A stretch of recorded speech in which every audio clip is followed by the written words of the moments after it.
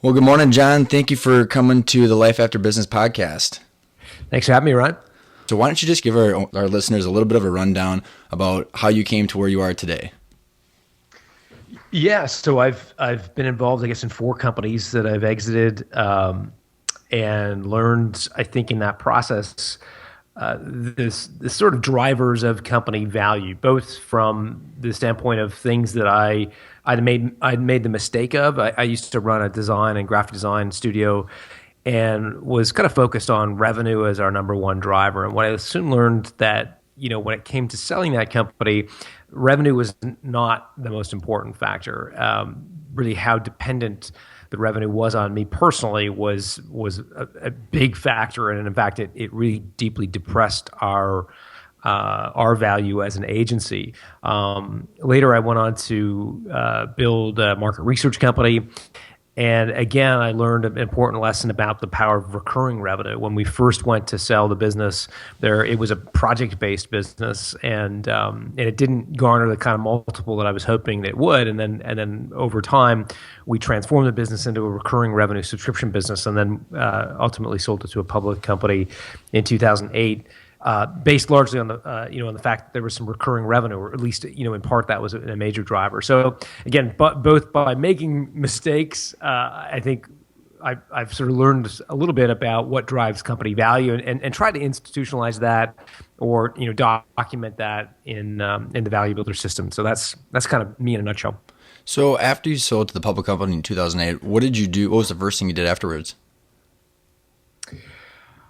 Wow, the first thing, I don't remember. I mean, I think it was probably, after the deal was consummated. I think I went and had a drink with our lawyer, and Was he billing you for it?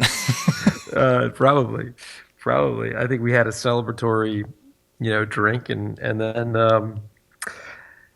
And then the next, I think it was on a Thursday or Friday, and then we had to kind of get ready to tell the staff that was something we'd done, and so that was a fairly difficult conversation to kind of work through. So I think I fairly quickly turned my attention to how we would communicate. How did you communicate that to your staff? In our case, we brought everybody together. We had a boardroom in our company, and it was kind of standing room only. And I was there, and as was the sort of the buyer, and a representative from the buying company. And I think we kind of ripped off the Band-Aid and just said, I've come to the decision that it was time for me to find a new owner, and try to position the benefits to the employees, right? So obviously it's destabilizing for employees when you sell a company. At the same time, there's opportunities, right? So they've been working for a small kind of entrepreneurial company, and all of a sudden they're working for a large publicly traded company, and so there are tremendous benefits in that, right? Namely, benefits themselves, health and dental benefits, et cetera. But I think, at least in case of our group, we had quite a few younger employees, and so it just it gave them lots of career mobility. I mean, one thing that's important, I think, is employees realize that the ceiling of their upward mobility in your company is walking through the door every day. When you walk into your office or shop or factory floor, they're looking at the ceiling. And for some employees, that might be fine, right? They might be looking up to you as the leader, et cetera. But for others, in particular, your more ambitious people, they may look at you and say, "I want to achieve a lot more than that." And I'm sure we had employees. In fact, I know I had employees who saw me as A problem somewhat for their upper mobility. Yeah, somewhat provincial in the way I ran the company, and that they aspired to have a bigger job with more direct reports and more revenue and more, and they probably saw me as an impediment. So Lots of unknowns going on in the employees' heads. I mean, where was your head at? Walk me through some of the dialogue that was going on inside of your head as you're going through that transition.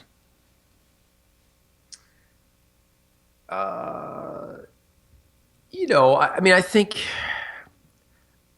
um, I was probably uh, pretty.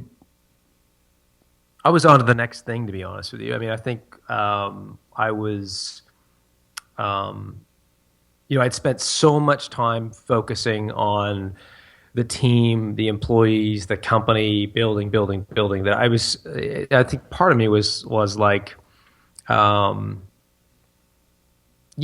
I'm Did you already have the just what's next planned in your head? no, I didn't. No, but I mean, I was like, it's hard to describe in words, but i if employees were upset about the decision, that's unfortunate. But I wasn't going to lose sleep over it. You know what I mean? So when you're going through and you kind of switch the gears into now we've got very quantifiable tasks that we've got to get done in order to merge the company in together. You're juggling some of the social and the political stuff going on with the employees. What was your role in the acquisition going forward? Oh, I was to kind of continue to run the business that I had been running, just in the context of a much bigger company that had lots of different divisions and so forth. So I was now, I had a boss and I was trying to meet the goals that we agreed to. And so yeah, I was an employee again. I hadn't been an employee for a long time, so that was. And how long did you stay with the company? I don't remember the length of time, to be honest. Probably a year or so. And then, so was it with the new roles of being an employee? I'm sure being an employee is not something that is genetically easy for entrepreneurs. So how did that whole dance work? Yeah, I mean, I do find it difficult to have a boss. I always sort of have, to be honest. So, I just did a recent personality test. It was funny. I had one of those, like, those Myers-Briggs tests or Colby. I can't remember the platform that it was, but an advisor of ours said, "Hey, would you do this test?" And it gave you a score on 4 different dimensions, and one of them was the need for independence, and it has like the median, like, and then there's a line, and then every point you're away from that line means you're sort of, you either need more or need less independence. And my kind of chart was very linear. I was pretty close to the line, pretty close to the average, frankly, on all the different attributes. The one attribute that I was way off the charts on was the need for independence. So it was just a good reminder for me that I don't play nice in the sandbox. I never really have. It's maybe it's a quirk, a personality quirk, whatever. But I'm just not a great team player in a way. I like leading teams and winning. I'm just not great at being a good solid team player. Speaking of leading teams and instead of playing in the sandbox, you like to create your own sandbox from the observations I've had of yourself. So give our listeners a little bit of a overview of what you're doing now with the Value Builder system. Yeah. So we run something called the Value Builder System, which is a statistically proven way that entrepreneurs can improve the value of their company. And again, on average, those that enter our program have a score of 59. Those that graduate with a score of 80 or more are getting 71% more for their business when they get offers than when they started. So it adds a tremendous economic sort of value to their businesses.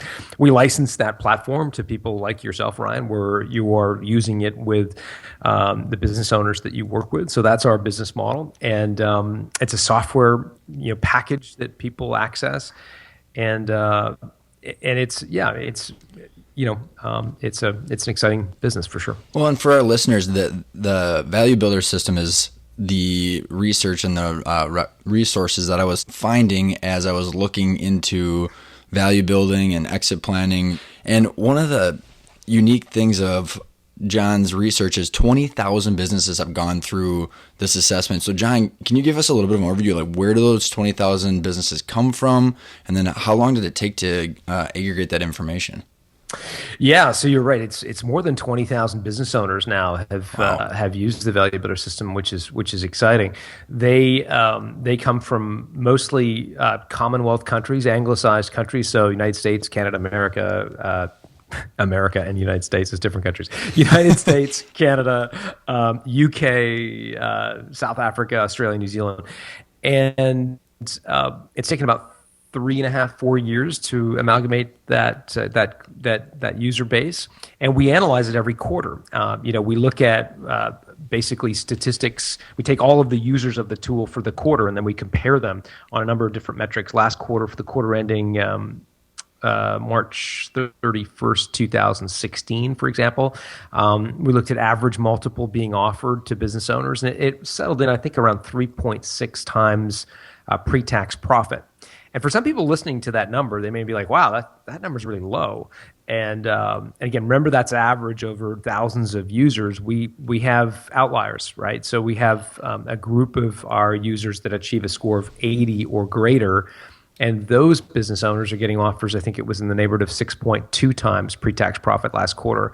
So again, there's an average multiple that business owners get, but I think one of the biggest mistakes we make as entrepreneurs is we think that because companies in our industry trade at a specific multiple, it's predestined that we're going to get the same multiple. And in fact, what we've seen is that there are examples where owners get half of what the industry average is because they've got a business that's really screwed up. And in other cases, they can get, a 2x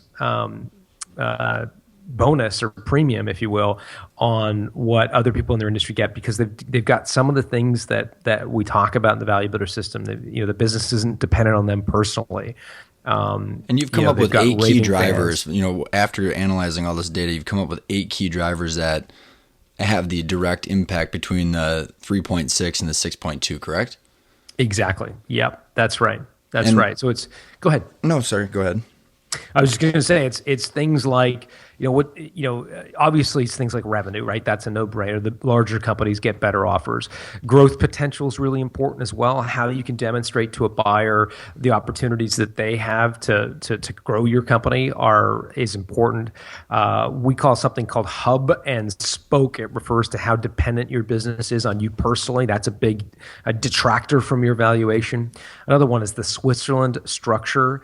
We're inspired by the country of Switzerland. We're looking at how dependent your company is on the 3 sort of stakeholders that companies often get dependent on, and namely a key customer, a key employee, or a key supplier. The companies that do well on Switzerland structure are ones where they're independent of any one customer. They don't have a lot of customer diversification. They've got lots of supplier diversification, and their employees are not holding them hostage. So those are a few of the drivers in the 8. And for the listeners, I'll link to those in the show notes and a little bit more information on each of those 8. So, John, when you're going through the data of the 20,000 assessments, and is it through that process that you found the 8 key drivers, or explain how you came up with the 8? Yeah, for sure. So the original algorithm was developed through a comprehensive quantitative market research study we did with business owners. We asked them a litany of questions about their business. So obvious firmographic stuff like what industry are you in? How much revenue do you have? What your growth rate is. We also looked at psychographic, so their attitudes towards their business, their attitudes towards growth, et cetera. We looked at the way they'd structured their management team, if it was all dependent on them personally or if they'd structured process in their business. We looked at technology. So we looked at this entire sort of litany of things, different variables in their business. And then we asked the question, have you received an offer to buy your business? And if so, at what multiple? And then we performed a correlation. And this goes back to Stats 101, where we're looking for the strength of the relationship between each of the variables we tested and getting an offer to premium. And we were able to establish that there were these 8 key drivers that were highly correlated to getting a premium offer, meaning the people that had those things in their business were much more likely to get a premium offer than those that didn't. And so those were that's how we built the algorithm. Did you see some of yourself and some of your old businesses in those 8 key drivers as you're going through it? Oh, yeah, absolutely. I mean, in our radio production company, we had one very large client that represented more than half of our revenue, which was a huge discount factor when we went to sell.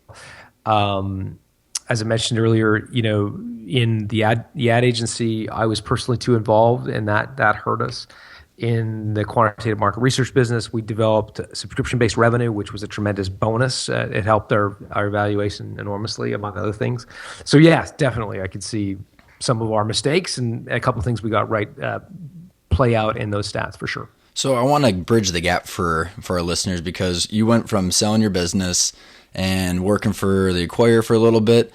Then there's this gap that we're missing right now. And then you now have this fantastic company that is helping business owners with the issues that you saw in your business and with the research that you've given. Tell us a little bit of a story about how you got to the Value Builder system and what drove you to do it. Well, yeah, I mean, after I left the company that acquired us, my family and we moved to Europe. Our kids are still young, but at the time they were very young. They were 5 and 3 years old, and so we thought it would be a neat life experience to go live in a different culture. We thought Europe was exotic enough. We're from Canada, so Europe felt exotic but not dangerous, if you know what I mean. So we weren't thinking too dangerous, but at the same time, we thought it would be somewhat exotic. And then we thought, okay, so we narrowed it down to Europe, and so you've got you've got Sweden and Finland and Germany and France and Spain and Greece and then we landed on France because as Canadians we thought that it would be practical for our kids to speak a second language. Enough of an overlap with Canada. Yeah. We had a bit of French. We had more French than we did Swedish or German or whatever, and so we thought we'd go to France, and then we Googled the sunniest place in France, and it turned out to be this little village called Aix-en-Provence, which is down in the south, just almost towards the Mediterranean, but about an hour and a half from Nice, if you know where Nice is. Mm-hmm. And so we moved there, and we put our kids in a local school, and my wife and I started to learn French. And we went to French class every day and had a very unique experience. And we lived there for 3 years. What did the average day look like when you were there? Well, it evolved, actually, to be honest, Ryan. When I first got there, it was it sounds glamorous and exotic to move to France, but it was actually a lot of kind of a lot of the BS that's involved in moving, right? So especially in another language, like everything in a different country, yeah, no kidding. Yeah, everything takes like 10 times longer. So I remember one time we decided we wanted to have a barbecue, and so I had a barbecue, but I didn't have any propane. So I went to the propane, like I went to the garage, like the gas station, to look for propane. It turns out they don't sell propane in gas stations. That you have to go to like an equivalent of like a Home Depot. So we went there, and then like you look at an entire wall of different propane tanks. All you wanted to do was have dinner. Yeah, exactly. And then you get the right one, but the mechanism is all different, and so it's like, imagine that like times 1,000, because everything you want to do, like you want to buy a car, you want to buy a plane ticket, you want to figure out how to get your kids into school. I mean, everything. So in the beginning, it was very, like there were lots of moving parts, and then it kept you busy. Yeah, and then it settled into this wonderful routine where, we get the kids off at school, and I might do a bit of writing. I've joined a cycling club, so I did a lot of cycling, and it was a great rhythm. In Europe, as you may know, they have this kind of rhythm of school where there's 6 weeks on and then 2 weeks off. So every 2 weeks, in particular in Southern Europe and France in particular, they have 2 weeks of holiday for the kids every 8 weeks. So it's basically 6 weeks of school, 2 weeks of holiday, 6 weeks of school, 2 weeks. And so we made a commitment early to travel in each of those 2 week windows.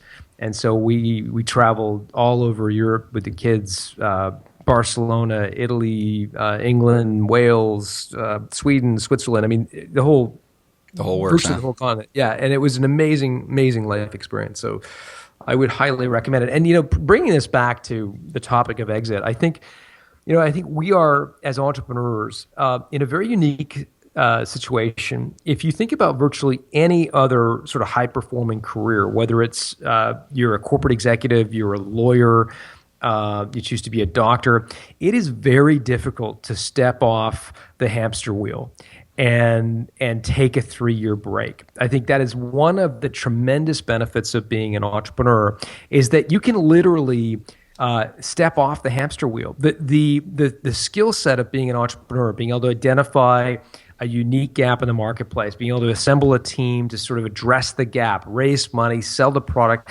that is a timeless set of skills. They don't atrophy. They don't go. Technical skills will age, but the core skills of entrepreneurship. And so, I view my life as sort of life in 10-year chunks. I wrote a blog post ages ago about this kind of idea. But as entrepreneurs, we have the luxury of running a company for a 10-year period, building it up, making it successful, and then stepping off the wheel and taking a sabbatical. It doesn't have to be 3 years, it can be 6 months, but trust me when I say that it is very unique to our way of life. There, in many other professions, if you take a step off the corporate ladder and say to your boss at, whatever, Google, that you're leaving for a couple of years, you'll be back, say goodbye to any sort of upward mobility you saw in your career. You have to restart all over again. I think it's just one of the tremendous benefits that we have, and I think, frankly, should leverage more. You're getting me up on my high horse a little bit. I think a lot of entrepreneurs sort of settle in and they build a successful business up to $1 million, $5 million, $10 million in sales, and then it's pretty great, right? You're making a lot of money. All your expenses are being run through the business. Your car, your vacations. You're paying your spouse, and it then becomes very difficult to step off the hamster wheel and sell the company. But I think in a lot of ways that's we're missing out on a tremendous opportunity to sell, go do something else, and that's what I think brings the creativity to many of us. Is the newness. It's not sort of sitting on a business and keeping the revenues and flat being stagnant. I actually there's a term called the astronaut syndrome. I don't know if you're familiar with that. No, not. So it's interesting because a lot of business owners that I know, I see this because I think that there's an actual problem going on where the business owners have built a successful company, but I don't want to say stagnant is the right word, but it's just kind of they're in the motions, right? So I don't know if it's the hamster wheel is a great description, but what my dad and I both went through is the astronaut syndrome. The reason that is very applicable, I see, is because you shoot up, you go to the moon, you come back down, you shake the president's hand, and you're 30, and you're going, now what? Because I just made it. Where so the vision surpasses the actual situation, or the situation actually over succeeds the actual vision. So now you have to realign the vision, re-identify with what do I want next, and it's very difficult to step off that hamster wheel. Which, by the way, that hamster wheel kicks out a lot of cash for a lot of people. So understanding how to bridge that gap is a big struggle I see with people. Yeah, no, I think it's absolutely true. I mean, for me, it was starting another company. Eventually, our time in France was a wonderful experience, but it did have to come to an end. I felt like after 3 years, we had to make a decision. Either we were going to become French and apply for citizenship and really kind of commit to France, because our kids were getting to an age where their relationships with their friends were becoming more mature. They needed to feel that they were part of a community. They couldn't just flit around from place to place. Or we needed to go back and go back to kind of civilization, if you will, go back to a normal sort of way of life. And so we opted to do that in large measure, I think, because we were ready, but also we wanted to give a somewhat normal upbringing to our kids. So that was important to us. You're kind of going through the discovery process of trying to figure out, okay, now it's time to go back to Canada where our home is. Describe that situation that you were in, whether was it writing a piece or a blog post, or was it a book? What sparked you into the new idea to start building the new hamster wheel, the next 10-year chunk, as you worded it? Yeah, I mean, I think I was ready to get back into the thrill of the hunt. I missed that, the adrenaline rush that comes with achievement, and I tried to scratch that itch with sports. So I was involved in triathlon and marathons and so forth when I was in X, but I never really felt like I was getting that full adrenaline rush of the intellectual sort of achievement that comes with building a business. So I felt like I needed to build one. And so we had built a I'd written a book called Built to Sell, and so one of the things we had done for that book was put together a questionnaire that would enable a business owner to see whether their company was sellable. It was like a little bit like a pregnancy test. You pee on the strip, and it tells you if you're pregnant or not. It doesn't tell you, Ryan. It tells your wife that, by the way. So that questionnaire became quite popular, and we actually started getting requests from advisors to license the questionnaire, and so they could use it in their practice. And so people like business brokers and M&A guys. Mm-hmm. And so, kind of light bulb moment. I was coming to the end of our time in France. I was like, hey, maybe this assessment questionnaire would be something we could license. And so that's what sort of started the thinking down what would eventually become the Value Builder Score. To this day, the first step in the 12-step process we offer is to get your Value Builder Score, which is a much more robust, but essentially a similar questionnaire that we have everybody complete when they start with us. So, which is that is the assessment where John was referring to earlier about the average score of 59 or the 80 and the difference of the multiples for everybody. And I'll put those in the show notes. So, as you progressed over the last few years, it's morphed quite a bit. And can you explain some of the transition into from an assessment to the overall package today, and kind of what's the driving goal behind you and the mission of the Value Builder system? So our driving goal or vision is to be the entrepreneur's Robin Hood. And so what I have come to realize, being on the other side of the negotiation table on a number of occasions, is that the business buyer is a mercenary, and they are financial engineers who oftentimes are educated at the finest institutions, but could not run a lemonade stand. and they unfortunately prey on the relative naivete of business owners, right? We're, as entrepreneurs, we're too busy running our companies, serving customers, selling widgets, to spend a lot of time thinking about the exit, right? And so all of a sudden we get to the end, and either, you hit 65, or you have some sort of health event, or you get an offer from somebody, and you have to go through this process having never gone through it before.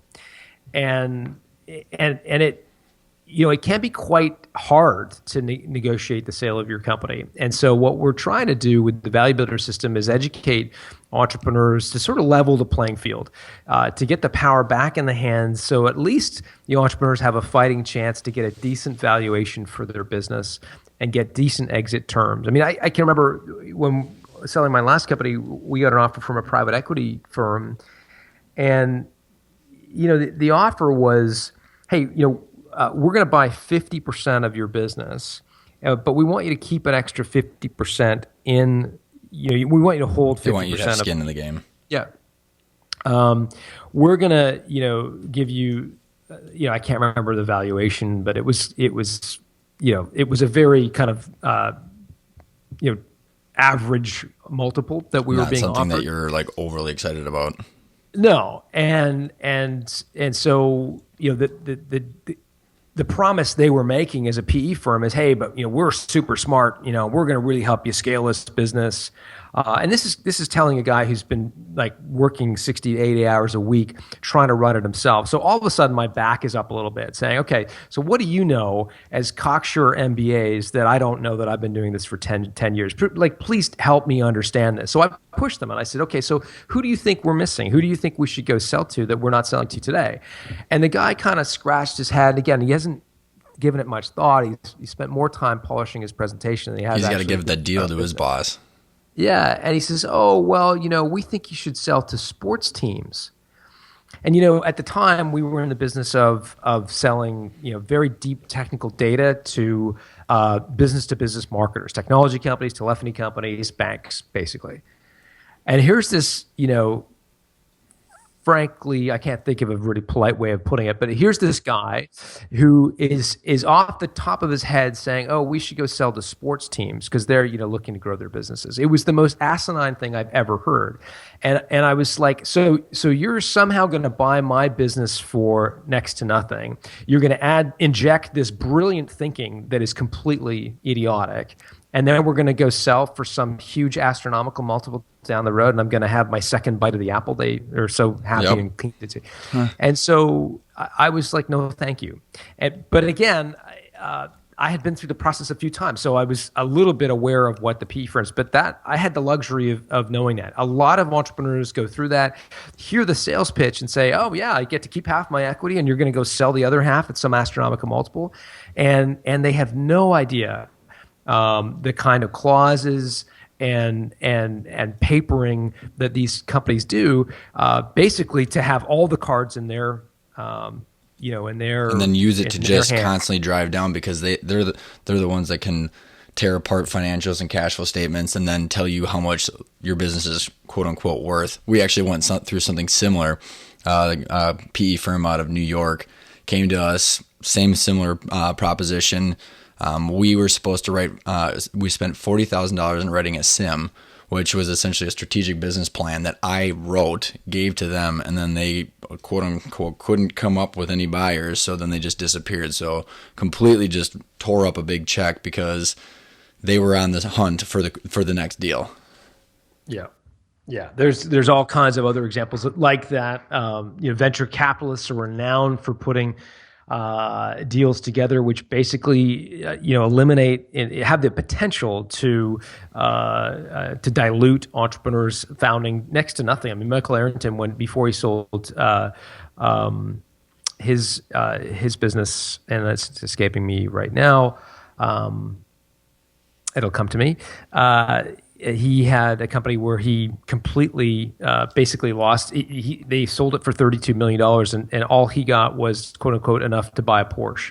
So I think he got a couple $100,000 after building a business that he sold to $32 million. Yeah. So they basically just completely desecrated his equity position. And they do that. They do that all the time, and they make sure this is a good transition. Oh, sorry to interrupt. No, I was just going to say, they just make sure they win. They have an incredible ability to make sure they win. And they prey on, naive or in some cases desperate entrepreneurs. Again, you asked me what gets us excited and gets us out of bed. It's fixing that. Protecting the seller, right? Because these business owners sacrifice their whole life, their time, their resources, their time with their kids, all that stuff. And then at the last second, all of a sudden have this whirlwind, and then you walk away, and it's almost like this tornado just went by, and you have to pick up the pieces to figure out what happened. And that's, one of the main missions of this podcast is to continue to bring the listener all the information that I wish I would have, because my dad and I went through that same situation. And one of the things that you said that really sparked and hit home for me is you got a random offer from the PE firm, which, straightened up your back. So I think our listeners have that same situation where you're on that hamster wheel, and from the information that I have gathered, the triggering event is usually either some personal issue that is way unforeseen or a random offer. So there's this window where people, when it's going well, they don't think about this until something happens. So explain, or maybe do you have one piece of advice for the listeners of how to avoid that situation?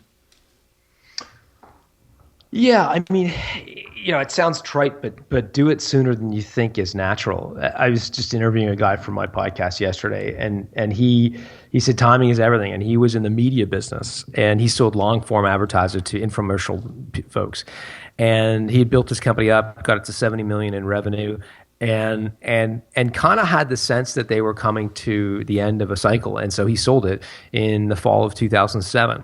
Well, everybody knows what happened to the advertising market in 2008, 2009, 2010. I mean, it went completely pear-shaped, but he was able to get out. And what he expressed to me was it felt so counterintuitive that to be selling a company that was succeeding on such a high level. It had been growing at such an amazing rate that it feels so counterintuitive, and it will. I think you'll know you're about to have a great exit when it feels wrong. The catch-22 behind that is just ridiculous. And then when you feel like you want it more than anything in the world, like you desperately want out, you're going to have a bad exit because it's just you're going to get preyed on. Well, you got no leverage, and I just interviewed an individual who, when you've got time and you can walk away, is the best time to sell, unfortunately, like you said. And, you know, one of the things that our listeners struggle with is, you know, you're so passionate about your business that that's why you wake up. That's why you bounce out of bed. So, you know, some of the things that we've been talking to our listeners about is building a second career. So you can actually go on to that next something and you can refunnel your focus and your passion into something else at the same time while using certain metrics to build the value of your business. Yeah, So no, for sure. as from all the businesses that you've interviewed or you've witnessed, what does the team look like that should help the business owner through this transition? Well, it's really having an M&A professional or a business broker, depending on the size of your company. So an intermediary representing you. You don't sell your house without an agent, so you need somebody to run the process for you. And you also need a corporate, like a deal lawyer. And I would caution you that there is a big difference between the guy who incorporated your company or the person who wrote your contract for your employees and a deal lawyer. So a deal lawyer is steeped in the intricacies of a share purchase agreement. That's what they do. They sell companies.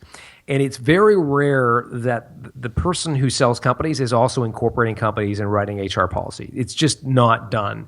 And so a lot of times what a business owner will do is kind of have a lawyer for 20 years and then turn to the lawyer and say, oh, hey, we're selling the company. I need you to help me, make sure it's all legal. And that's a disaster. What happens is the lawyer's job is to protect you, and that they're doing their job in doing that, but they're also fighting for deal points that you had, the selling of your business, there is compromise, there's middle ground, right?